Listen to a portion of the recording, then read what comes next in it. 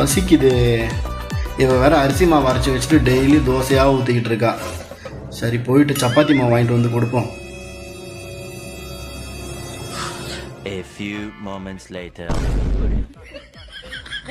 Hello அம்மா. நான் நல்லா இருக்கேம்மா, நீங்கள் எப்படி இருக்கீங்க? நைட்டு டின்னரா? இனிமேதாம்மா செய்யணும். அரிசி மாவு இருக்குது, அதை வச்சு தான் தோசை ஊற்ற போகிறேன். தொட்டுக்க பொடி இருக்குது, அவ்வளோதான்.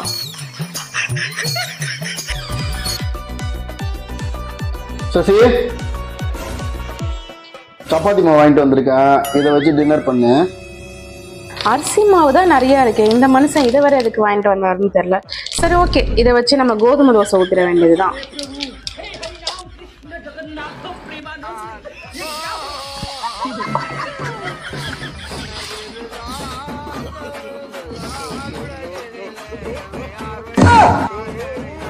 ஐயோ, மீண்டும் மீண்டுமா? ஏண்டி தோசையா ஊத்திக்கிட்டு இருக்கேன்னு சொல்லி தான் சப்பாத்தி மாவு வாங்கிட்டு வந்து கொடுத்தேன்.